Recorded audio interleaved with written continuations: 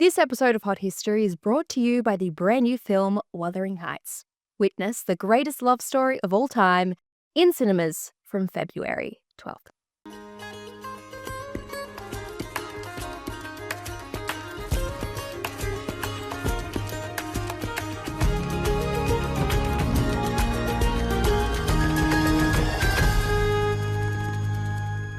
Do you think I am an automation, a machine without feeling, and can bear to have my morsel of bread snatched from my lips and my drop of living water dashed from my cup?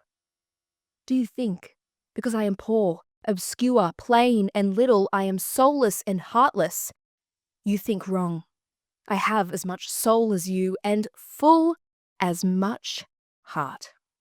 That, for those of you who may not recognise it, is the iconic prose of Jane Eyre to the ever-annoying Mr. Rochester, written by Charlotte Brontë and read by me, Ainslie Harvey, right here on Hot History, the podcast covering all the things in history that you probably should know, but don't. Now, guys, I am so excited for today's episode because we are deeping, as the quote suggests, the Brontë sisters. Now, I'm an absolute slut for both Victorian literature and anything a little kooky. So if you too get hot under the collar for morally grey men, windswept moors, near translucent pale skin, and the shattering of Victorian conservatism for women, then strap yourself in for the lives of Charlotte, Emily, and Anne Brontë. Now, some of you may never have heard of them. Others may recognise their last name but have no idea who they really are, which, guys, totally fine. Okay, this is the podcast for things you probably should know, but don't. So we hold zero judgment and expect zero pre-knowledge when you hit play. This is a safe space. We are going to break it all down. Now, while you may not have heard of the Brontë sisters by name, I reckon you may have heard of their works. Not in the least, because Emily Bronte's Wuthering Heights is about to come out. It's literally everywhere. But in total, the Brontë sisters wrote 7 books, the most famous of which are Charlotte's Jane Eyre, Emily's Wuthering Heights, and Anne's Agnes Grey, all of which are widely regarded as some of the greatest pieces of 19th century literature and groundbreaking in their challenging of Victorian ideas about women, desire, marriage, and morality, and all of which we will explore. But to know these sisters, we really have to start in one place: Haworth. So let's set the scene and rewind it all the way back to 1816 in the village of Thornton, nestled amongst the Yorkshire moors in the heart of northern England. There, we find a stone house, sturdy, cold, smoke puffing out the chimneys like some angry beast is inside. The sound of the wind is screaming across the open moorland. It's full of heather, bilberry, and moss which sticks and snags on the bottom of your skirts. It's so thick. There's a graveyard right outside the front door, and the house, a parsonage with small steps, is granted to the man behind the genius of it all, the Reverend Patrick Brontë. So Patrick is born in 1777. He is Irish, ambitious, and highly educated, working his way up from very, very humble origins in what was basically poverty to become an Anglican clergyman, which, guys, this is no small feat in early 19th century England. Now, this is a time, again, late Regency, early Georgian periods. You're defined by the Napoleonic Wars, rapid industrialization, and this profound social shift from rural to urban life. And Patrick finds himself smack bang in the middle of this, and ultimately is able to rise up because he believes in 2 things. 1, God and religion, and 2, education, which we will talk about more later on. So in the summer of 1812, Patrick is invited to examine the teaching at Woodhouse Grove School in Rawdon, Yorkshire. where he meets a beautiful young woman by the name of Mariah, who was visiting her aunt, the same woman who was hosting Patrick while he was working there. Now, there's a lot of dispute here whether Patrick and Mariah actually fell in love and had a whirlwind romance, or if their union was one of companionship and shared values rather than passion. But either way, we know that they were married in a double wedding with their friends in December that same year. Now, Mariah is very, very different from Patrick. Firstly, she originally comes from Cornwall, which is a warm maritime part of England. It is very, very, very different from the Yorkshire moorlands, which would go on to inspire her daughter's novels. Now, Mariah was also largely more gentle than her husband. Not that he was cruel or tyrannical, like he is so often made out to be in the Brontë story. But the real warmth and light and love of this family came from Mariah, as did the creativity, with Mariah enjoying practical crafts and storytelling, which was just as well, because she and Patrick would go on to have a whopping 6 children. Now, first came Mariah and Elizabeth in 1814 and 1815, then Charlotte in 1816, the only son Branwell in 1817, Emily in 1818, and finally Anne in 1820. So, let's do a head count here. That is 6 children from 1814 to 1820, 5 of whom were back to back every single year.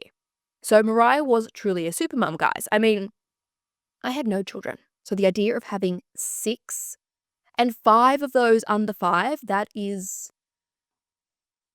wild to me. Now, as a mother, Mariah was not only the primary caregiver to her children, but really became the moral guide of the household, which at this point was located in Haworth village, their home, the parsonage, which was given to Patrick and by all accounts Mariah loved, because she truly believed in a well-ordered home, even writing a book on domestic management from her time at Haworth titled Practical Theology for the Use of Families. So really, guys, Mariah was the first author of the family with this book. Now, she was, of course, though, so much more than this. She was an intelligent, compassionate, well-read woman who encouraged all of this in her children, teaching them to read from a young age, encouraging creative pursuits, and finding beauty in the natural world around them. But this is not a story about a big, happy Victorian family. Because having 6 children, one after another, had taken a serious toll on Mariah's health, and she eventually and very sadly died in 1821 at age 38 from uterine cancer. Now, this left the Brontë household in shambles with 6 very young children, and Patrick was out of his depth. So he calls upon Mariah's sister, Elizabeth Branwell, to help him bring up the children. Now, she, like Mariah, came from Cornwall, and unlike the stories of evil aunts and devious stepmothers, she was sublime. Aunt Branwell, as she was known, taught the children arithmetic, the alphabet, how to sew, and she really encouraged discussion from her magazines, which she would read aloud to the children, who would then deliver their various takes. All in all, she was a generous person who dedicated her life to her nieces and nephews, neither marrying nor ever returning to Cornwall. But Elizabeth and Patrick believed in education outside the home, and as such enrolled the 4 eldest girls, so that's Mariah, Elizabeth, Charlotte, and Emily, in the Clergy Daughters' School at Cowan Bridge. Now, if you're thinking, fabulous, the girls are off to have a wild child, St. Trinian's-esque boarding school Poppy Moore experience, you are wrong. Cowan Bridge was renowned for its poor food, its coldness, its harsh discipline, the effects of which Maria and Elizabeth were taken out of school after only a year and then both went on to die in 1825 from tuberculosis, which many believe was due to the harsh conditions and little priority of their students' health at Cowan Bridge. Charlotte, now the eldest surviving Brontë sister, had lost her mother and her two elder sisters in the span of 4 years and was traumatised by their losses and the role that Cowan Bridge played, so much so that she modelled Lowood School in her novel Jane Eyre off of Cowan Bridge. Now, a year after their sisters' deaths, Charlotte and Emily left the school and returned to Haworth. Now, guys, Haworth is not only important to our story, but definitively central.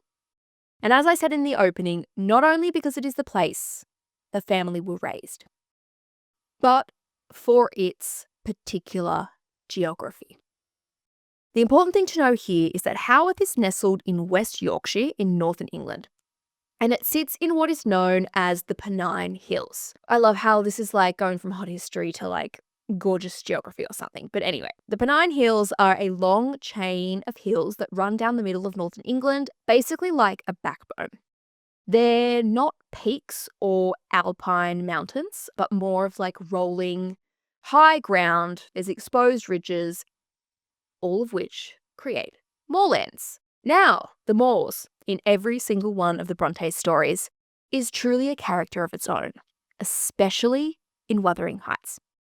And what you find on the moors are wide, empty landscapes, like literally almost as far as the eye can see. There is dense, harsh weather, from wind to rain to intense southern fog. There's peat bogs and heather, which makes it really dangerous. Very few trees. Like, all in all, living on the moors is a deep, deep form of isolation. It is literally like introvert heaven. And it was quite literally the Brontes' backyard. And they spent hours each day among them.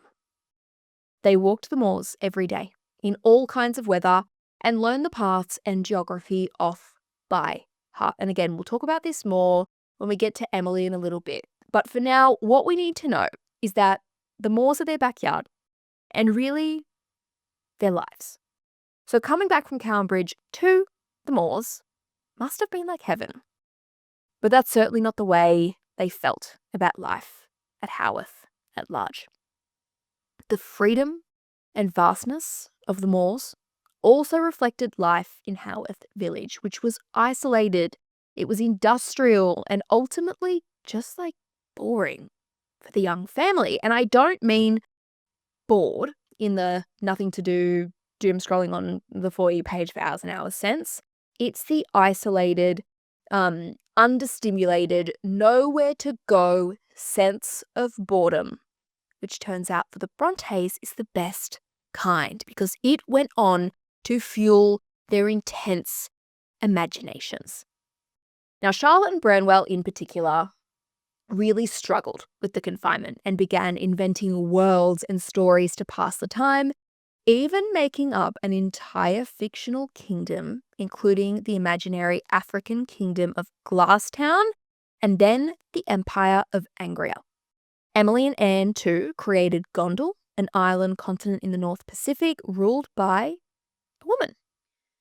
The children also pursued their creativity with the 12 wooden soldiers that Patrick gave to Branwell, which they dubbed the Young Men, giving each of them names and backstories and basically just firing their imaginations within the confines of life at Haworth. Then there were Tabby's tales. Now, guys, while Patrick often was out and Aunt Branwell needed help, right? So the Brontes decided to get a maid. Her name was Tabby. She was a local girl, and she was central to really relieving the children's boredom in their early years by recounting local legends in her Yorkshire dialect. Now, together with Aunt Branwell, Tabby and their father, who encouraged each of their education passionately, the 4 Brontë siblings spent their days reading obsessively, debating politics, religion, and art, and writing constantly, guys. These siblings were always scribbling on pages and jotting down thoughts in between their time on the moors. And in reflection, it really was this forced confinement at Haworth which kicked off the creative journey for each of these siblings. But Patrick wasn't happy with his kids only receiving an informal education. And while Branwell, as the son, could go on to a traditional boys' school, Charlotte, Emily, and Anne were another thing entirely. Now, you see, education for women, and indeed the role of women in early 19th century England, it's important to remember, is minuscule. The education they do receive is for upper and middle class girls who were taught skills designed to make them charming and refined wives, not intellectual and accomplished women. But Patrick wasn't having a bar of it. Truly, I don't think he believed in anything more than the power of education, including God, and he was like literally a reverend.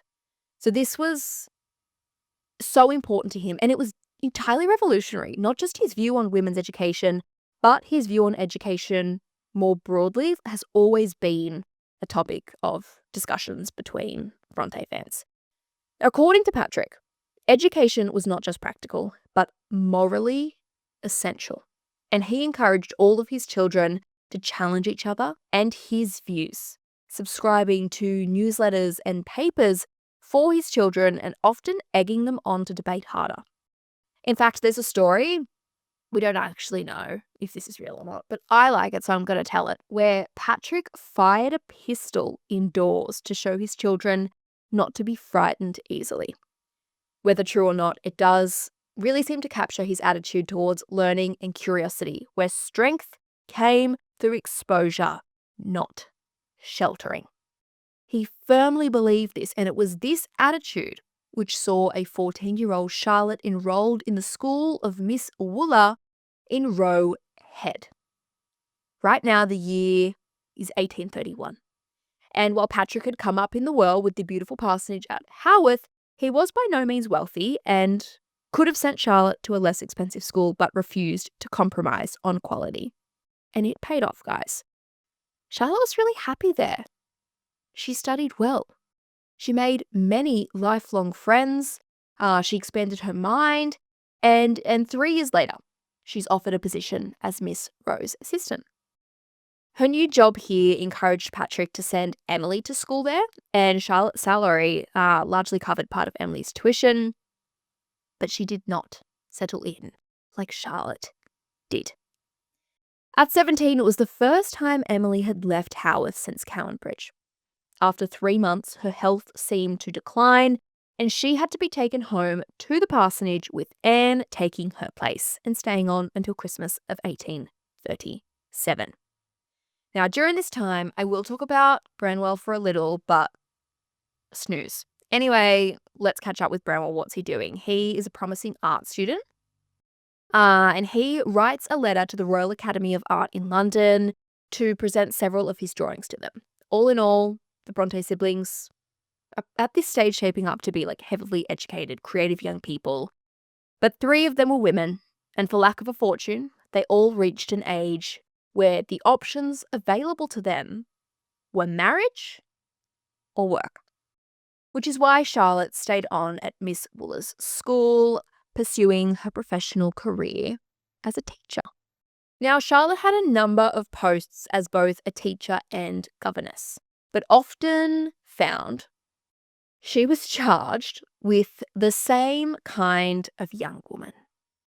The witty, rebellious, full of life, and in some cases incredibly difficult to teach kind. Anne too became a governess and worked for a Mrs. Ingham, and then the aptly named Mrs. Robinson at Thorpe Green Hall, New York, where she also obtained employment for her brother in a futile attempt to stabilize him. More on that later.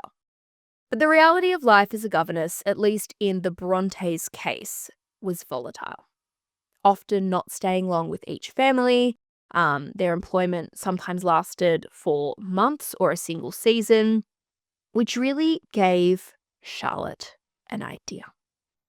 recognizing her and her sister's intellect as above those in Haworth, which, not a racy dramatic statement. They were more educated.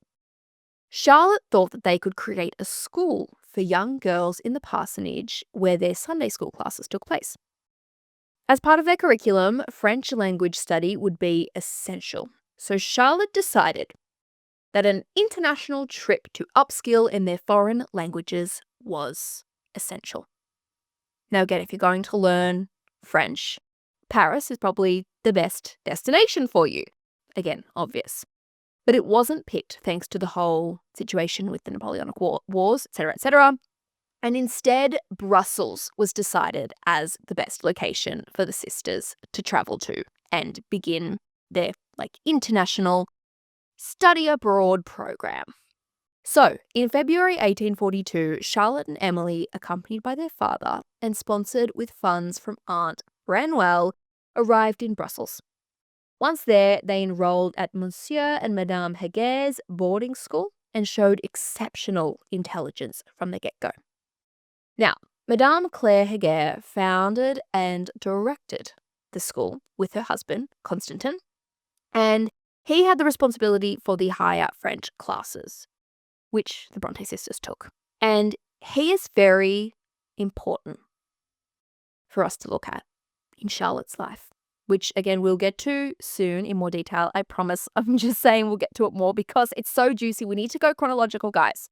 All you need to know for now is that Constantin is largely regarded as a genius, and in only 6 months, both sisters were writing literary and philosophical essays in an advanced level of French, so much so that Madame Heger suggested they stay at the boarding school free of charge in return for giving some lessons.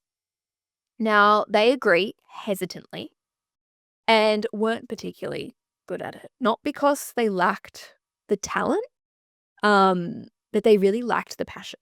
And when news reached them that poor Aunt Branwell had died, they returned once again to Haworth. So let's do a quick age check here. By October 1842, when the girls come home, Charlotte's 26, Emily's 24, and Anne is 22. And life at Haworth post Aunt Branwell is different. On one hand, the girls were each in a better position in life. Aunt Branwell actually left them all of her worldly goods, including her small fortune, in equal shares to her 3 nieces and another cousin. And this money allowed the Brontes to clear any debts they had and have a nice little nest egg for their school. But for the Bronte men, things were bleak. Patrick lost his sight, and Branwell fell into a rapid decline, featuring much drama, drunkenness, and delirium, which his reputation ultimately was so devastated that the school project ended up failing because the girls had the same last name as him. And I promise we're about to deep dive into each of the sisters and their works individually, but I do think it's important to talk about them as a collective here first, because their relationship as sisters and the dynamics of that family are so unique. So their isolation in Haworth and within life at the rectory meant they had to cling to one another. Again, they've lost their mother. They've lost their 2 elder sisters, which banded them together in this deep, trauma bond, which is then amplified by the isolation of Haworth, which is all kind of symbolically linked to the Moors. You see how complex their novels are when you look at their own kind of dynamics. Now, while close, they were like any other kind of siblings with their own dynamics between one another, often having tiffs and tantrums, and as their literary skills progressed, they were even plagued by jealousy. So, let's start with Charlotte. Now, she was close with her brother, Branwell, and had a close friend, Ellen Nussey, who was outside the family, something which Anne and Emily didn't really develop. Now, in terms of her sisters, she was closest to Emily and genuinely did admire her literary work, even calling her a giant. But their differing personalities often led to some conflict. But again, for the most part, they matched pretty well. Charlotte And Anne, however, did not get along so well, with Charlotte really taking on the role, which again, you can see why, of mother and educator to her younger sister. And again, if not so much in practice, then very much in discipline, which often led to tension between them. Now, there's also the belief that Charlotte may have actually been jealous of Anne's talents initially, but again, as time passed, these two did become close, but there was early beef. As for Emily and Anne, however, these two are largely remembered as having the closest bond, and they really did share this exceptionally deep, almost foreign to everybody else lifelong bond, which is often described as a calm companionship and quiet refuge, something which made their time apart even more difficult, especially for Emily, who was constantly homesick, which is likely why only Charlotte returned to Brussels after they sorted their affairs following Aunt Brinewell's death. Although, guys, this wasn't the only reason Charlotte went alone. But first, before we get to the simmering hot tea, a word from today's sponsor. Guys, Wuthering Heights has hit cinemas, and all I can say is prepare to clutch your pearls and come undone. Starring Margot Robbie and Jacob Elordi in the titular roles as Kathy and Heathcliff, Wuthering Heights follows the passionate and tumultuous love story of the childhood friends set against the dramatic backdrop of the Yorkshire Moors. Exploring the intense and destructive relationship between the two, Emerald Fennell is teasing out exactly what it means to be toxically in love. With incredible costumes by Academy Award winner Jacqueline Duran and set designs which are a total feast for the senses, this adaptation of Emily's famous classical Gothic novel is going to make everyone come undone. And, guys, it's super timely with Valentine's Day tomorrow. So make sure to grab your lover or gals, or perhaps even your toxic childhood best friend, and get your tickets to see Wuthering Heights exclusively in cinemas right now. Okay, guys, so we are picking up in January 1843 and have finally reached the stage where we are going to be deeping the lives of each sister, and we are starting with Charlotte. Now, Charlotte Brontë is like a Taylor Swift figure. She is the most famous Brontë sister. She produced the most work, was deeply ambitious, and in many ways is just like the classic eldest daughter, which I think I have a pretty good idea on when I tell you she is a classic eldest daughter. Firstly, she's a natural leader, right? Who was really self-questioning. She's morally serious, thanks to her role as the eldest surviving sibling and as a daughter of a churchman. But on the other hand, she's also desperately pining for something greater for her life. All of which causes this really deep tension and ongoing anxiety because she's stuck between wanting and craving independence, but also holding a deep belief in self-control and moral discipline and being the glue which holds her family together. So Charlotte Brontë is this tinderbox, really. Like you have that laid with all of this innate creative genius and intellectual acumen, all of which is set against the background of Victorian England, where the roles for women were so conservative and so limited and so suffocating. It's genuinely like she almost wants to stick her hand in her own chest and rip her heart out and look at it, which is literally the universal experience of eldest daughters everywhere. Summed up best by herself, I think anyway, when she said, "I feel monotony and death to be almost the same." Now, I think the best example of just how desperate and determined for a bigger life she is in their first trip to Brussels to upskill in language for their school. Again, we've already kind of covered this. But Charlotte literally organized everything for that trip, from the curriculum to the finances to the travel.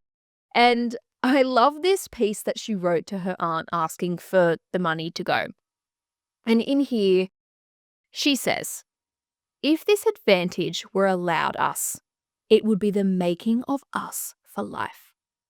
Papa will perhaps think it is a wild and ambitious scheme, but whoever rose in the world without ambition? When he left Ireland to go to Cambridge University, he was as ambitious as I am now. I want us all to go on. I know we have talents, and I want them to be turned to account." Like, that is so deeply, deeply ambitious, even for today.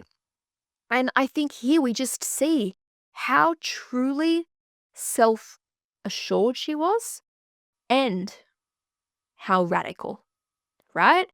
And we look back at the Brontes from the retrospective now and think like, wow, how small and isolated their world was, both in geography and society. Again, these are young unmarried women in Victorian England, right?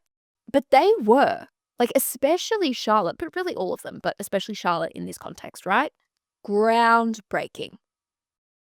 And for all of us Aussies, this is what I always think of when I think of the Brontes. For all of us Aussies who struggle with tall poppy syndrome, and for all the international listeners who don't know what that means, it's basically where like one person is doing really well, standing up above the others, and perhaps they've had a big success or they think that something big is coming for them.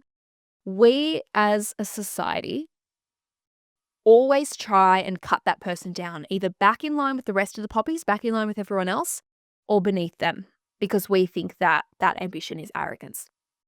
And you look at Charlotte's quote right here, right? "I want us all to go on. I know we have talents and I want them to be turned to account." That is so incredibly ambitious. And again, you put this in the context of 1840s, rural, Victorian England, and it is revolutionary to see a young, unmarried woman speaking like this, which I think is just like such a testament to her belief that education and knowledge, again, everything the Brontes do is underpinned by this deep, like, love of learning and curiosity. So her belief that education and knowledge can get you anywhere.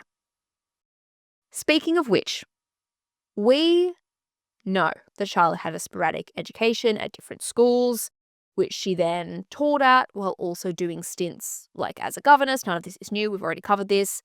She really didn't like any of that work, which again, I think is why she really spent much of her early adulthood trying and constantly failing to escape Haworth. And I think that's really one of the big contributing factors, her trying to find purpose, to go for this trip, right? To start their school. It's her chance to go somewhere and to do something, and she fucking loves it. Charlotte described Brussels as her promised land, and she notes that living there is little more than half as dear, like as inexpensive, as it is in England, and the facilities for education are equal or superior to any other place in Europe. So finally, after all of these years, Charlotte is getting her wild child, Poppy Moore, Abbey Mount-esque boarding school experience. P.S. Quick tangent here. Haworth, the Bronte village, like famous as like the beating heart of Bronte land, it's where they filmed all of the wild child village scenes. The op shop, their hair salon, all filmed in Haworth. So there you go. Okay, so she's finally having her wild child experience in Brussels, but not just because the education is great and she likes the place. And she does. At this school, she meets, friends etc. she keeps for life, but she also meets the director of the school's husband, Monsieur Constantin Heger. Guys, he is brilliant. He is broad. He is charismatic, volatile, icy, then hot, and totally unavailable. They're literally at his wife's school. He was her teacher, and the intellectual stimulation that he provided her, paired with the independence for the first time in her life, made him almost mythical to her.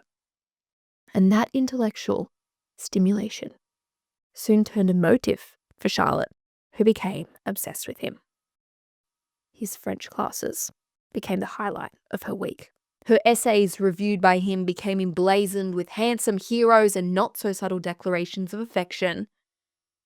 But he was married, with children, and again, he's her teacher. Now, the history books will show that this was firmly a one-sided relationship in the romantic sense. But Heger deeply valued Charlotte intellectually and thought that she had a burning talent, which again, he did truly admire. And this often put them in back and forth debates and conversations, teasing out elements of language and literature. So I don't think that we can blame the sheltered English country girl for thinking he was fascinating and perhaps even thinking his affections were returned. For in 1843, the January, where Aunt Branwell's passing, it had all been managed, Emily and Charlotte, like I said, they're given the invitation to come back to the school. Emily refuses, she doesn't want to leave Haworth, but Charlotte decides to return because she has this thought of Monsieur Heger pulling her back to Brussels. And again, I don't think she's wrong for thinking that them being together could be a possibility, right? But her second trip was not like the first. Charlotte craved his approval intensely. And while he was more than happy to provide intellectual support as her teacher, he completely withdrew from her emotionally as his colleague, right?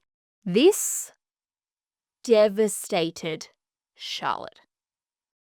And as time passed, she saw less and less of her tutor and largely suspected it was because his wife was keeping them apart out of jealousy. Again, this may be true. It may not be true, but it's also just hardly likely that Heger felt her attachment, becoming emotional, was too much and distanced himself for the sake of his marriage and children. Now, you may be thinking, Diva, there's no way.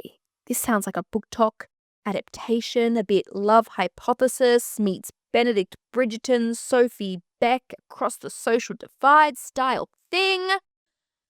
But there is zero evidence that Heger encouraged a romantic bond with Charlotte Brontë.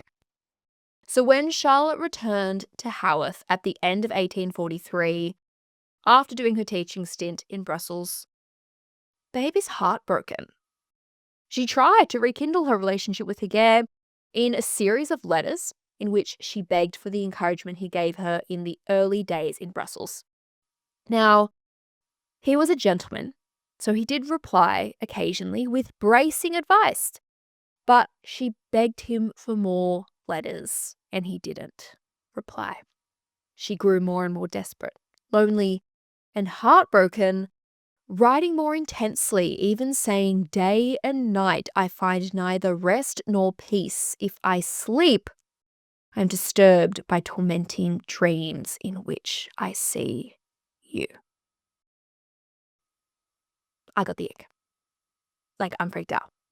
And I don't blame Heger for also being freaked out. And he wrote her basically saying hey, let's I think this is reached its course, and basically just ghosted her.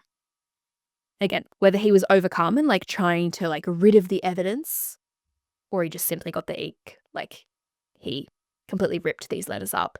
And they were saved actually by his wife from the bin and meticulously glued back together.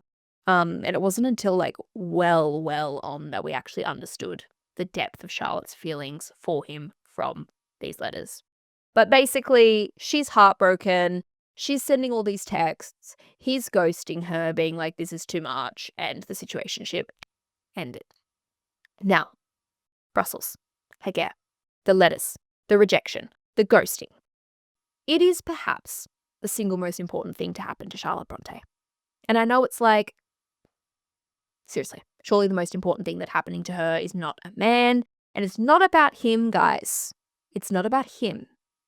It's about his rejection and how it changed and inspired and pushed her forward.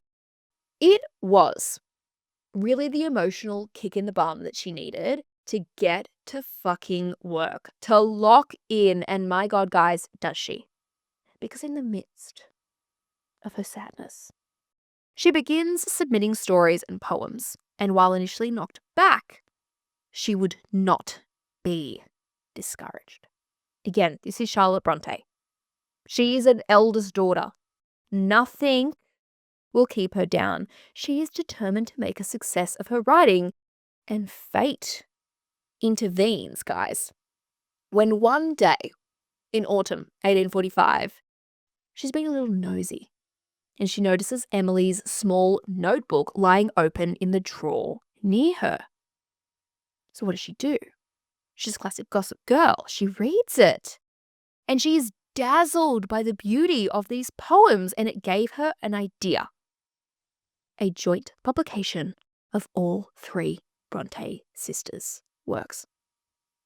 Now, Anne was easy to win over, but Emily, understandably, fucking furious. Her sister has gone and read her work. It took her several hours to calm down, several days to agree, and even still, she was testy.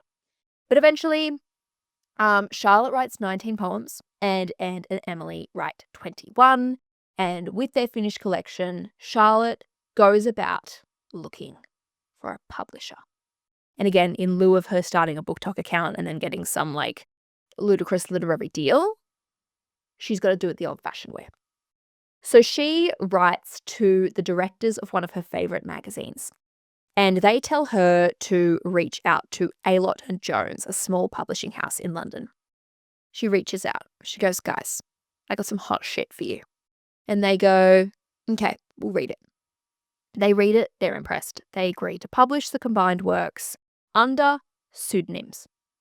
And so the poems of Currer, Ellis, and Acton Bell went out into the world. Again, Currer, Charlotte, Ellis, Emily, Acton, Anne, Bell, Brontë.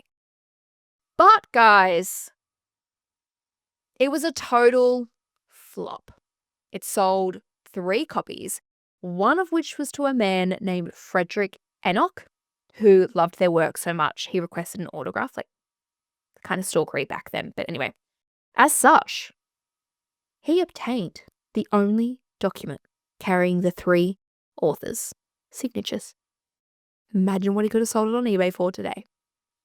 But nevertheless, the girls were published, and the thrill of it spurred each of them on to write their own novels. Oh, I'm getting so excited. Okay, Charlotte's first novel was called The Professor, but this wasn't published until after her death, so first written, last published. And it drew on her experience in Brussels by following William Crimsworth, an Englishman seeking independence through work and self-discipline abroad. Oh my God, it sounds familiar. This novel is written from the male point of view and is considered largely her weakest piece of work. Again, this is the first she was written, okay? Let's calm down. But nonetheless, it did start her journey writing about what became her real consistent themes: dignity, autonomy, and the value of work. But The Professor was not Charlotte's first published novel. That honour goes to Jane Eyre, which is when we come back to Monsieur Hager. Now, guys, it is time to clock the fuck in. It is 1847. The Brontë sisters are hard at work. And Charlotte, who is still broken-hearted by her former tutor's rejection, decides to do something about it. And so she began writing her masterpiece off of him. Jane Eyre follows Jane, an orphaned, poor, socially marginalised woman who is sent from the oppressive Lowood School, hello Cowan Bridge, to become a governess at a vast English mansion called Thornfield Hall. There, she meets her broad, brooding, volatile, toxic employer, Mr. Rochester. And the two fall in love. But just as the wedding is about to take place, it is stopped by the revelation that his wife is alive, insane, and hidden up in the attic. He tries to have her as his mistress, but she refuses on moral grounds, never flailing against her values. She flees, she inherits a fortune, she hears that Thornfield's been burnt down, she returns, called across the moors by the voice of Rochester, and she finds that the former imperious man is blind. He's humbled. His wife, who started the fire, is dead. And she marries him. The tea, guys. It is a true masterpiece of Gothic literature. And Charlotte used every ounce of that heartbreak from Haworth, but struggles, right? To convey her struggles, with independence, morality, ambition, her own childhood. She uses that to funnel power and groundbreaking prose into this novel. And it was and still is absolutely revolutionary. Right? Charlotte managed to balance deep passion with this strict moral compass, refusing to make Jane submissive or meek. She is neither of those things. In doing so, she challenges the limited roles for Victorian women and only reunites the lovers at the end of the story when they are equals. Right? This is super important. Jane has gained confidence and a fortune, while Rochester has gained humility and lost his sight and significant funds. It is only through this process of ascension and fall, add and detract, that equality between them can be achieved. Something that wasn't even thought of in Victorian relationships, the idea of being equal. And again, this is from the woman who at this stage in her life had never been in a relationship aside from the one-sided affection she had for Mr. Haworth, who is without question or doubt the inspiration for Mr. Rochester. So again, this is published in 1847 under her pseudonym Cura Bell, and it found overwhelming sale successes, but was largely branded at the time as anti-Christian. I'm going to read some reviews to you guys. One of them said, "We do not hesitate to say that the tone of mind and thought which has overthrown authority and violated every code, human and divine, and fostered rebellion at home is the same which has also written Jane Eyre." Basically calling Charlotte the devil incarnate. And honestly, at the time, it was so revolutionary that this kind of reaction is kind of justified. It was basically smut. And one review said, "It is a book to make the pulses gallop and the heart beat and to fill the eyes with tears." Another brandished, saying, "There is not a single natural character throughout the work," in reference to the role of women throughout. But guys, where night follows day, like moth to a flame, people love scandalous shit, especially the Victorians. And many reviewed Jane Eyre with excitement, calling it an extraordinary book.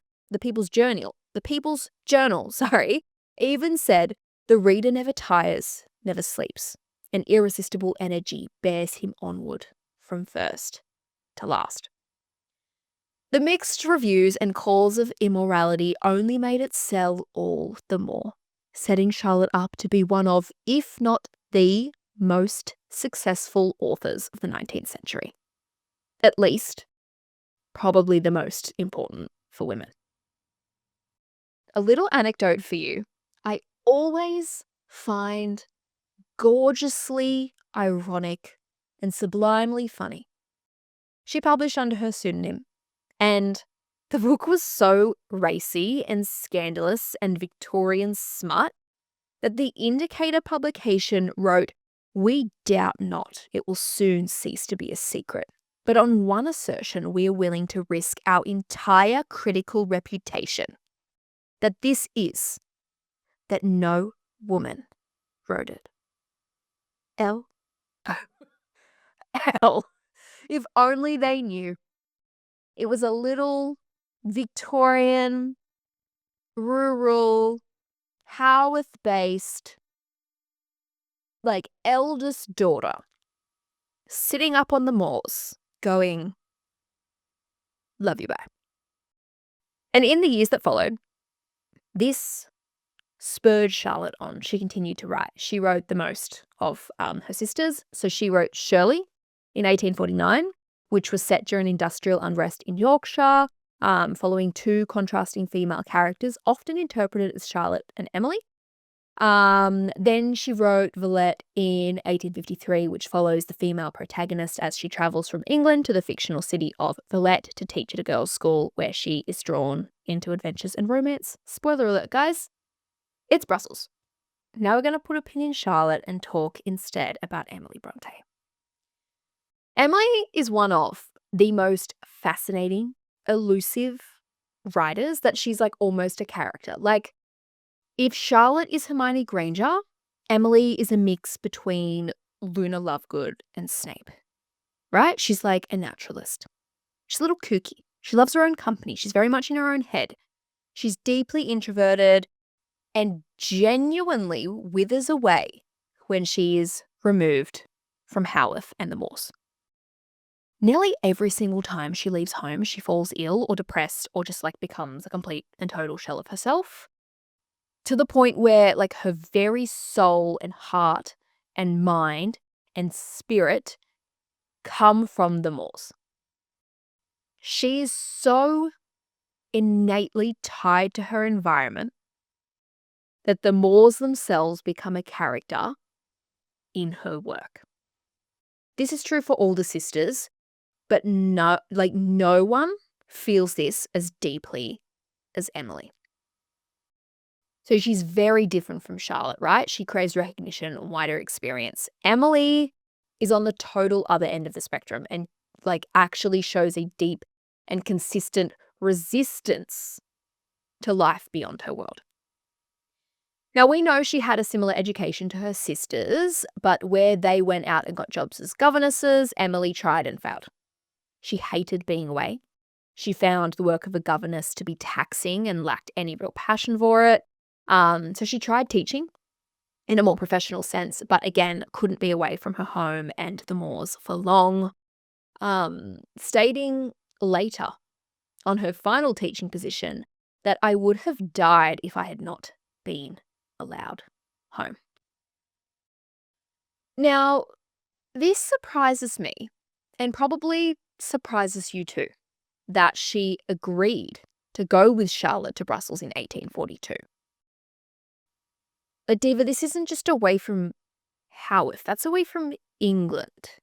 And for someone plagued with homesickness, literally saying they think they may die if they're gone for too long, it's a risky endeavor.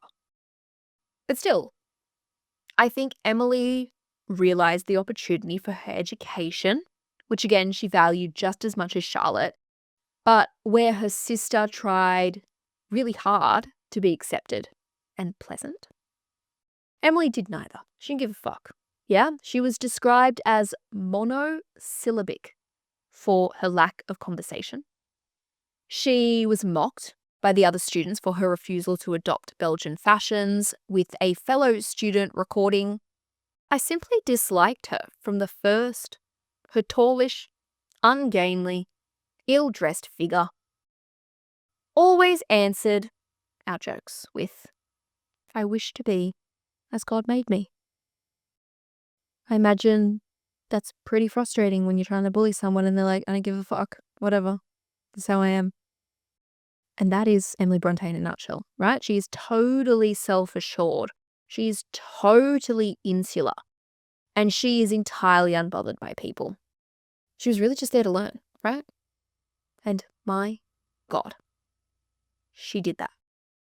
Haguet observed her intellect was something even higher than Charlotte's, stating, "She should have been a man, a great navigator.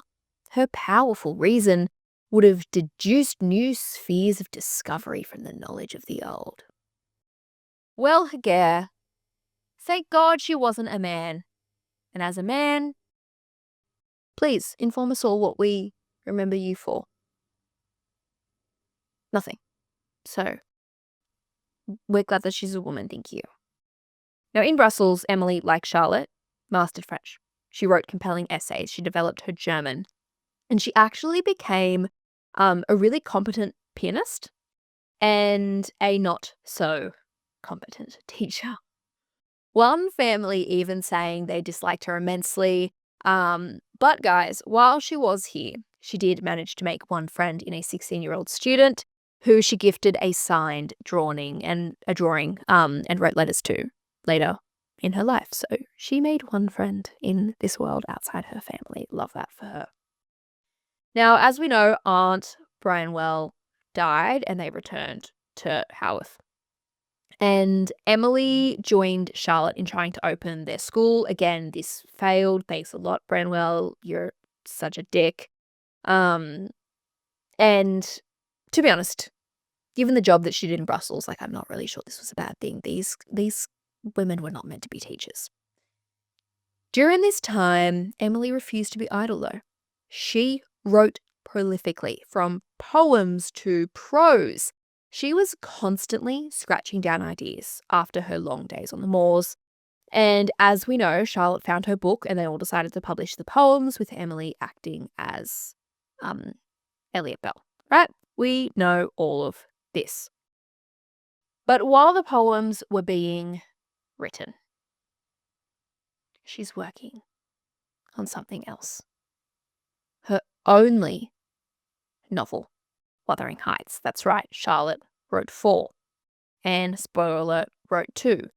Wuthering Heights is the only work produced by Emily Brontë. It was published the same year as Charlotte's Jane Eyre, 1847, and follows childhood friends turned almost lovers, but not really, but kind of enemies, but kind of not. It's so toxic. Anyway, Catherine, Earnshaw, and Heathcliff, whose toxicity and passion ultimately becomes the thing that kills them all. It is dark. It is doomed. It is supernatural. It is gothic literature at its finest. And today is actually categorized as Black Romanticism. So if Jane Eyre was groundbreaking, Wuthering Heights was earth-shattering, and conservative Victorian society lost their fucking minds. They complained about the novel's unusual structure, its violence, its passion, its darkness, which led to only one possibility. Had to be written by a man. One review called it a tale of unchecked primal passions, replete with savage cruelty and outright barbarism. The Examiner wrote, "The people who make up the drama, which is tragic enough in its consequence, are savages ruder than those who lived before the days of Homer." So, it's a complex novel, still today, and given its vulnerability and depth, Emily wished to remain under her pseudonym for life. But fate had other plans. A year after the publication of her Gothic masterpiece, their brother Branwell died of tuberculosis. Emily attended the funeral and a week later caught a severe cold that quickly developed into tuberculosis. Charlotte tried her absolute hardest to get her to see a doctor. She pretty much outright refused, and Charlotte actually writes to us here saying she grows daily weaker. The physician's opinion was expressed too obscurely to be of use. He sent some medicine which she would not take. At noon, Emily's condition had actually worsened so much, with her last audible words to Charlotte, "If you will send for a doctor, I will see him now." So she was like, she knew she was on death's door. But it was too late, guys. She died that afternoon, aged 30, and was buried in Haworth, just off the moors, where she spent the majority of her life and was returned dust to dust. So Emily has passed, and we are now going to jump to the last Brontë sister, Anne. The sister who is overshadowed by Charlotte's popularity and treated as mid in comparison to Emily's mythic intensity, but is really now recognised as a serious realist who, unlike her sisters, did not romanticize suffering or toxicity. She documented it. So, as the youngest Brontë sister and sibling, Anne grew up primarily as the observer rather than the leader, right? She followed her brother and sisters around Haworth, with, as we said already, particularly closeness to Emily. Now, growing up, and I feel this is important to note, Anne shared a room with Aunt Branwell, which largely influenced her personality and beliefs and really made her the favourite. So Ellen Nussey, one of Charlotte's friends, went on to say of Anne, "Dear gentle Anne was quite different in appearance from the others, and she was her aunt's favourite. Her hair was a very pretty light brown and fell on her neck in graceful curls. She had lovely violet blue eyes, fine penciled eyebrows, and a clear, almost transparent complexion." In fact, of the three sisters, Anne is largely considered the most conventionally attractive, with that subdued, porcelain skin, looks ever so slightly unwell vibe that drove the Victorians wild, right? Her manners too were seen as more refined, modest, and gentle than the ambitious Charlotte or the inward Emily. And the assumption of this would be that Anne was more social and easily accepted. But that is not the case.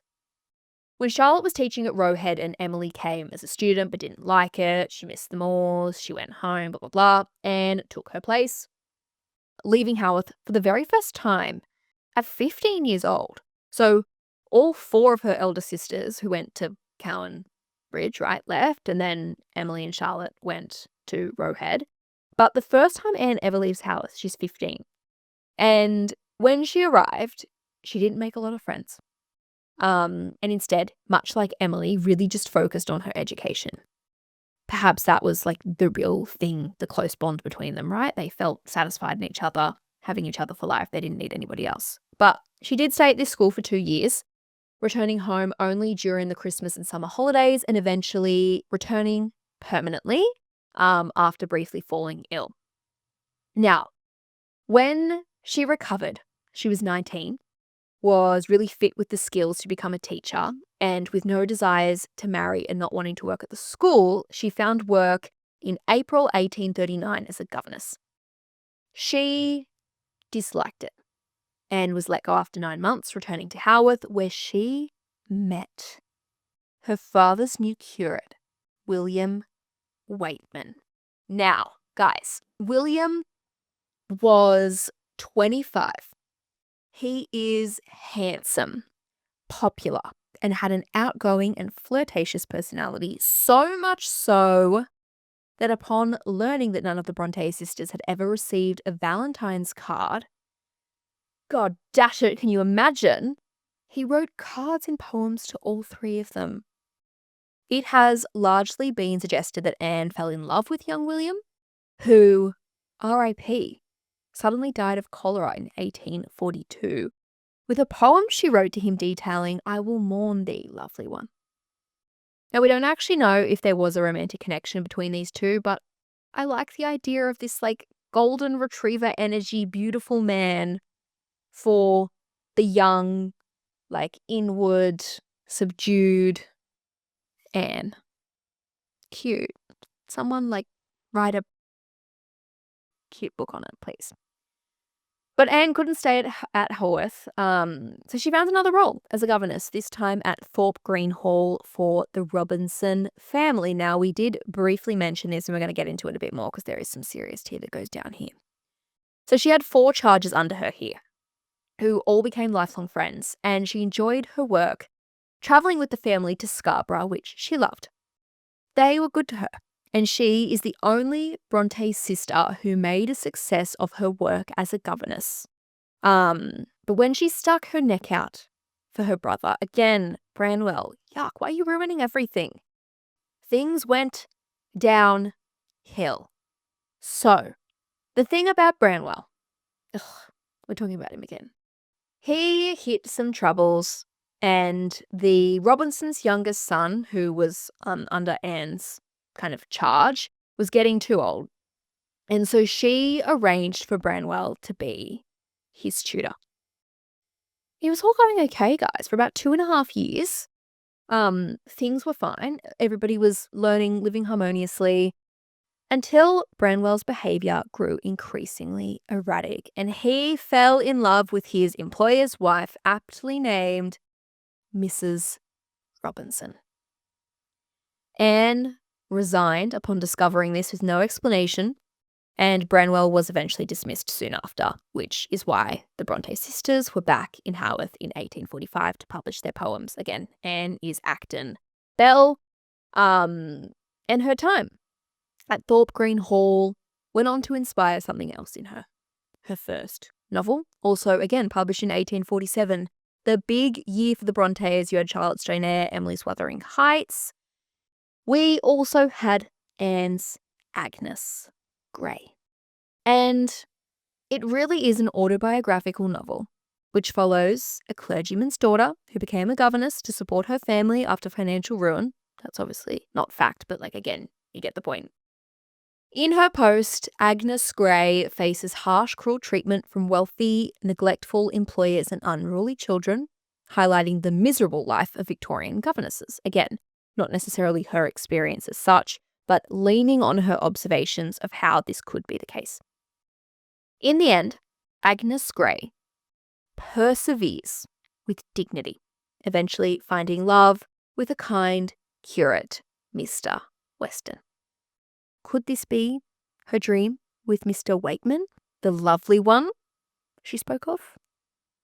Maybe. Again, I like to envision this life for Anne, where her and William survive and live in this, like, supportive, loving, non-Victorian marriage. But alas, like I said, this is not a happy Victorian story. So Agnes Grey was published, and it was actually published in tandem with Wuthering Heights, like in the same volume, and is praised for its refusal to dramatize suffering. Again, I said this a little while ago, right? Instead of dramatizing or romanticizing, she just documents.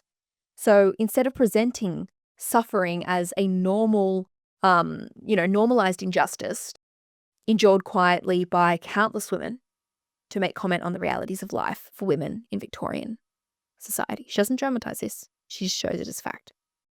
And while modern readers recognize this realism as intentional and radical, critics at the time found the novel dull, especially in comparison to Emily's Wuthering Heights. But Anne was not discouraged, writing what many believe to be her masterpiece and one of the most daring novels of the Victorian era the following year, The Tenant of Wildfell Hall. This novel tells the story of Helen Huntingdon, a woman who leaves her abusive, alcoholic husband and supports herself through painting while protecting her young son. Tale as old as time, right? This plot alone was shocking, as Victorian law gave husbands near total control over wives and children. So the idea of a woman leaving her husband and taking her child was almost unthinkable. The novel addresses a number of themes, including alcoholism, abuse, and the moral responsibility of mothers. And Anne really portrays the reality of Victorian injustice with clear-eyed honesty. Right? Helen's husband, not a romantic villain. He is selfish, degrading, and emotionally destructive. Anne refuses to excuse his behaviour or sentimentalize Helen's endurance. It is honest, it is raw, and argues explicitly, right, that enduring abuse is not virtuous. A radical claim in the 1840s, and still one largely disputed today. So the reaction to the tenant of Wildfell Hall was mixed, and primarily at the time, deeply hostile, right? Many critics accused Anne of vulgarity and immorality, not because she endorsed the vices depicted, but because she depicted it far too clearly and honestly. Even Charlotte later criticised the novel, believing it exposed coarse subjects unnecessarily. But Anne disagreed. She believed silence enabled harm, with her feminism lying in the practical rather than the rhetorical. She avoided Gothic excess and emotional melodrama, which her sisters often employed, and instead focused on real conditions, real laws, and real consequences for women. And for me, this distinction reveals the truth that Anne was willing to be disliked in order to tell the truth, which is why I think she is by far the most impressive Brontë of the lot. Controversial. But, guys, what is not impressive is 1848. It was not a year to be celebrated in the Brontë household, despite the book's release. Branwell's persistent drunkenness disguised the decline of his health, and he died on the 24th of September, 1848, to the shock of all. From then, coughs and colds plagued the family during the winter of 1848. Again, Emily fell ill. She refuses medical treatment. She dies on the 19th of December. Her loss deeply, deeply affected Anne. Remember, these two are super close. And she became increasingly unwell, so much so that in early January 1849, her father sent for a physician who diagnosed her with advanced consumption with little hope of recovery. Where I would have been hysterical or in shock, Anne meets this news in the most Anne way possible, with characteristic determination and self-control. But still, inside, Anne was really frustrated with ambition. This makes her most kind of like Charlotte, right? She wrote The Tenant of Wildfell Hall, and it really awoken something in her. And she ended up writing to Ellen Nulley in the last few days of her life and said, "I have no horror of death, but I wish it would please God to spare me, because I long to do good in the world before I leave it.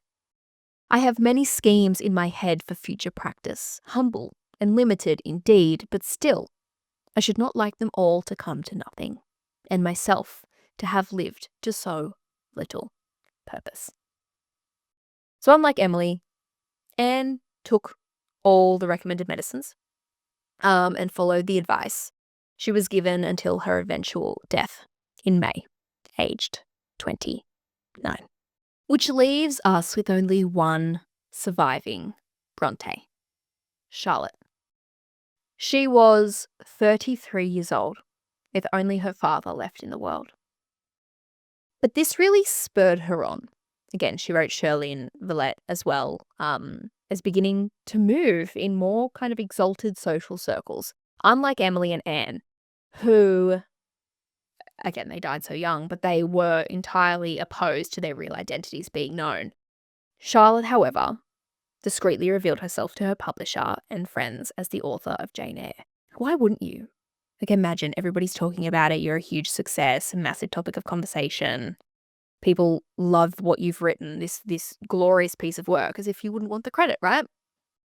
And from that moment on, she really began to take short trips to London, only short, where she met other writers and women who inspired, challenged, and surprised her. And it was around this time that Charlotte received a letter from the Reverend Arthur Bell Nichols, an Irishman from her father's native town of Ulster. In this letter, he proposed to her, flat out, which she initially refused, and her father also objected because of Nichols' poor financial status.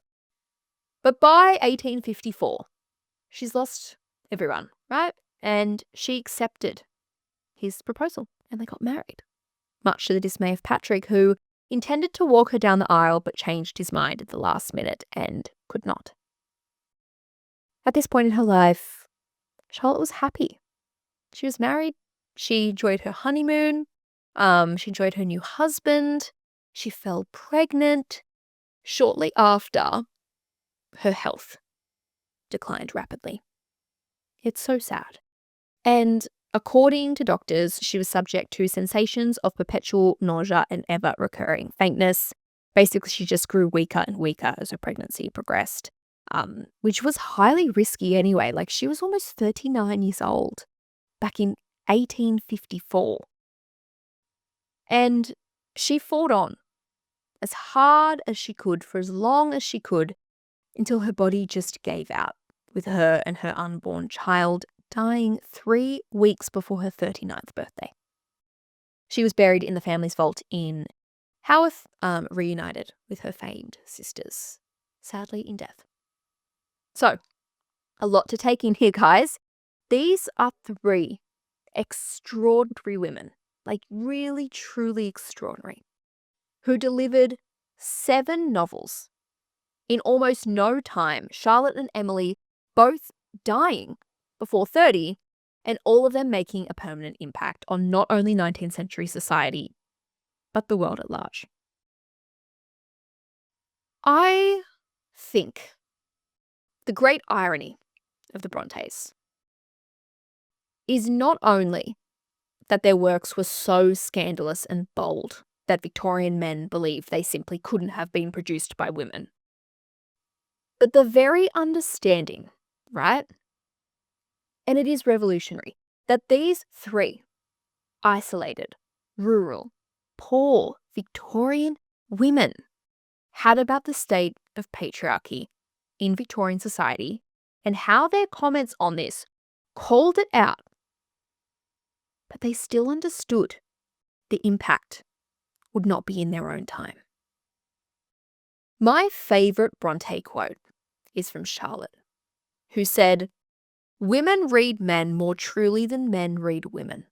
I'll prove that in a magazine paper someday when I have time, only it will never be inserted. It will be declined with thanks and left for me at the publishers." I just think that is so incredibly relevant and profound. Again, the idea that these women understood the problem so deeply that they recognized their impact would not be then, but it would be in a time when their societal limitations no longer existed. And the scary thing is, guys, we still haven't reached that point. Sure, thank God, women today aren't subject to the same suffocating confines of Victorian England. But the idea of us still today recognizing injustice, right? Calling out patriarchy, rolling that out to the media, or just here on TikTok, right? For an example, just here on TikTok. Still, that content is being deprioritized, glazed over, rejected, or just forgotten.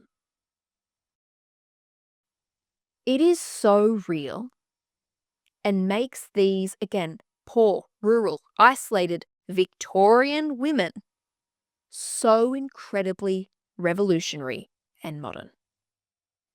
And they were able, in their own times and in their short lives, to express that and find a deep sense of meaning and power through their works. From Anne here, for example, who says, "I still felt as a wanderer on the face of the earth, but I experienced firmer trust in myself and my own powers, and less withering dread of oppression." Their work, their creativity, their freedom to express themselves through the written word became a path for them to walk to make sense of the world around them and the society in which they are placed. But more than that, guys, it helps us make sense of our world today, right? The Brontes, as an entity, have largely become a yardstick for which we are able to measure the rights, the feelings, the thoughts and ideas of women throughout time. And I think that is just such an incredible legacy, right? Dwarfed perhaps only by actual change, which again, the Brontes knew they couldn't do alone, and that women couldn't and still can't do alone today. So perhaps the most revolutionary thing about the Brontes is the fact that they not only recognised, one, the patriarchal structures of Victorian England, but two, directly called out men to change that. So lastly, I want to leave you with this extract from Charlotte. It is so moving. So in her words, she says, "Women are supposed to be very calm generally, but women feel just as men feel. They need exercise for their faculties and a field for their efforts, and as much as their brothers do, they suffer from too rigid a restraint, too absolute stagnation, precisely as men would suffer. And it is narrow-minded in their more privileged fellow creature to say that they ought to confine themselves to make puddings and knitting stockings, to playing on the piano and embroidering bags." In the end, guys, the Bronte sisters remain as impactful and relevant today as they did in 1847, calling out and challenging the Victorian ideas about women, desire, marriage, and morality in a way that is unfortunately still relevant today. That is why they are still impactful and relevant. Which brings us to the end of another episode of Hot History. I am so excited for this podcast to be back in 2026. I said it in last week's episode, we will have big, chunky, deep dive episodes on people, places, events, battles, you name it, just like this today. But we will also have some discussion episodes starting from next week. So as promised, guys, the hot take for next week will be, why are we so obsessed with the Nazis? I will be giving my hot history take, but I want to hear from you on what your hot take on that question is. So you can email me at hello@hothistory.com, DM me at Hot History Club on Instagram. You can head to my link tree and there is a form where you can submit your hot take anonymously if you would like. If you'd like to send me a message or a voice note, I would love to hear your thoughts, and I'm super excited to try and answer the question, why we are so obsessed with the Nazis. As always, guys, you can follow for more Hot History on Instagram at Hot History Club and on TikTok at hot.history. It has been a pleasure getting down and dirty in time with you, and make sure you tune in next Friday for that first hot take. Thanks, guys. Love you. Bye.